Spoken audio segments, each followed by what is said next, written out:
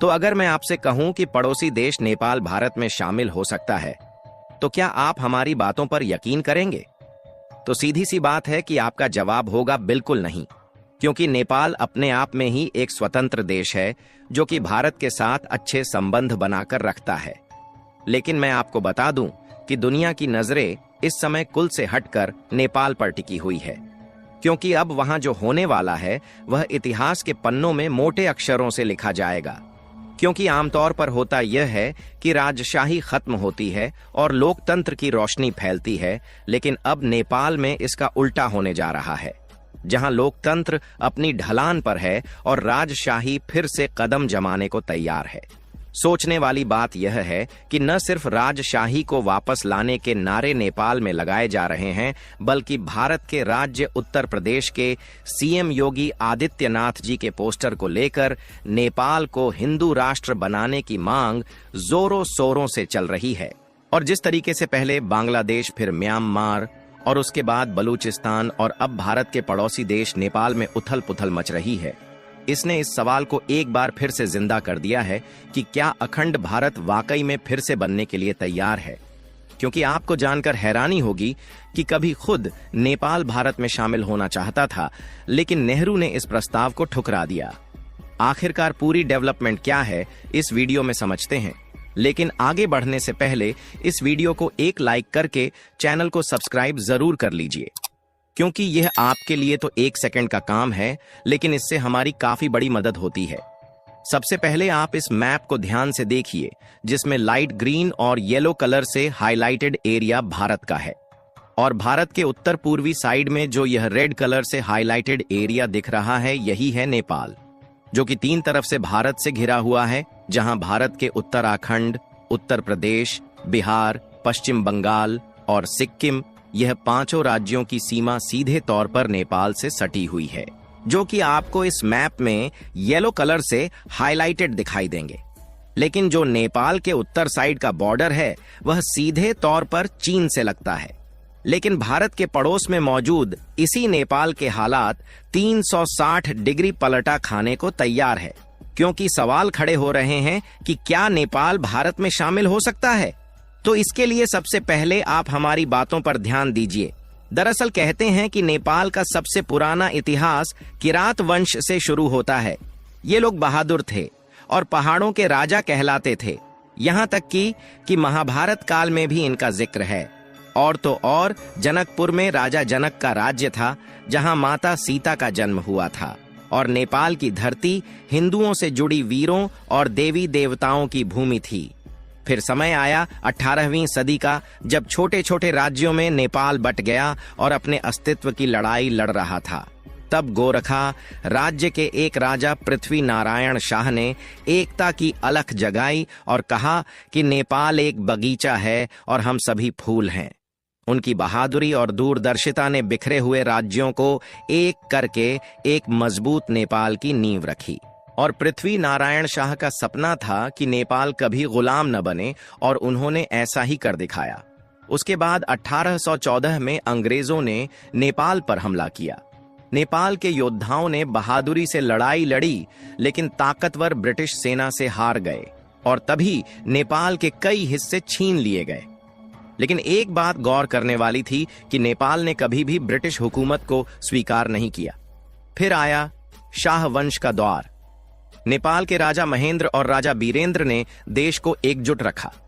लेकिन साल 2001 में एक ऐसा दर्दनाक दिन आया जिसने पूरे देश को हिला दिया, क्योंकि शाही महल में एक ही रात में राजा बीरेंद्र और उनके पूरे परिवार का कत्ल हो गया।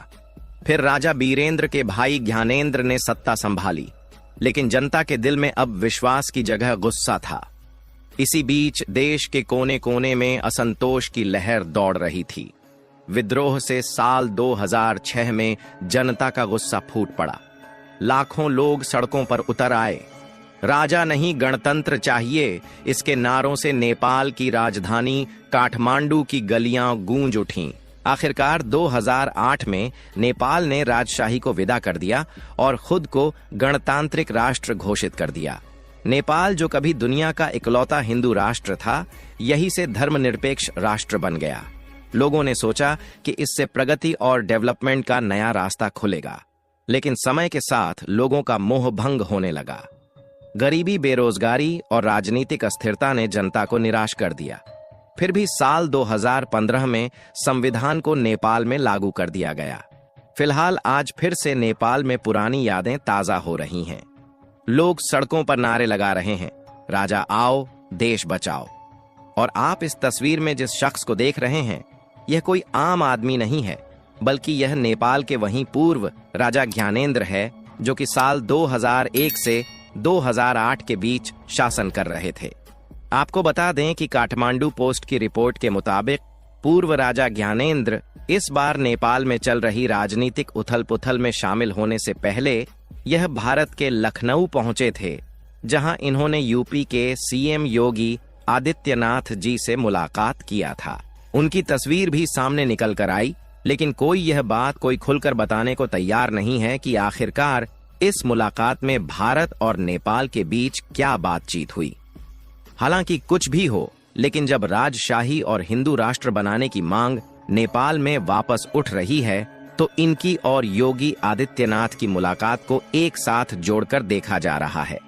यहां तक कि हिंदू राष्ट्र के वापसी की मांग इतनी जोर पकड़ रही है कि भारत के योगी आदित्यनाथ जी के पोस्टर तक नेपाल में दिख रहे हैं। लेकिन इसी बीच यह सवाल खड़ा होता है कि क्या नेपाल इस तरीके से भारत में मिलने की तैयारी कर रहा है?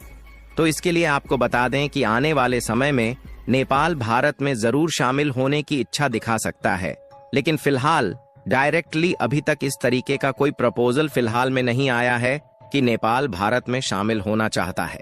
लेकिन आज से पहले कुछ दूसरे कदम उठाए गए होते तो नेपाल आज भारत का एक राज्य होता, क्योंकि कहा जाता है 1950 में नेपाल में राणा शासन के खिलाफ आंदोलन तेज हो गया था और राजा त्रिभुवन को भारत में शरण लेनी पड़ी थी। राणा शासक और राजा के बीच सत्ता संघर्ष चल रहा था। राजा त्रिभुवन ने नेहरू से मदद मांगी और इस दौरान भारत में नेपाल को शामिल करने का प्रस्ताव भी रखा, लेकिन नेहरू ने इस प्रस्ताव को ठुकरा दिया, क्योंकि उस समय भारत खुद ही नए नए स्वतंत्र हुआ था और एक लोकतांत्रिक राष्ट्र के रूप में अपनी पहचान बना रहा था। नेहरू ने महसूस किया कि नेपाल को एक स्वतंत्र बफर राज्य बनाए रखना भारत के भू राजनीतिक हित में था, खासकर चीन के बढ़ते प्रभाव को देखते हुए। इसीलिए नेपाल को भारत में शामिल करने का प्रस्ताव नेहरू ने ठुकरा दिया। लेकिन अगर नेहरू ने इनका प्रस्ताव मान लिया होता तो नेपाल आज भारत का एक राज्य होता। भारत के लिए चीन से सीधे तनाव ज्यादा होता, लेकिन भारत के पास और भी प्राकृतिक संसाधनों का खजाना भी होता। बाकी आप लोगों को क्या लगता है कि नेपाल में जिस तरीके से माहौल बन रहा है, क्या वह आने वाले समय में भारत में शामिल होने की इच्छा दिखा सकता है या नहीं? अपनी राय कमेंट में जरूर बताएं और इस वीडियो को एक लाइक करके अपने मित्रों तक शेयर जरूर करें, ताकि उन्हें भी जानकारी मिल सके। इसी तरह और ही नॉलेजेबल वीडियो देखने के लिए चैनल को सब्सक्राइब करके बेल आइकन को ऑल पर जरूर सेलेक्ट करें। जय श्री राम।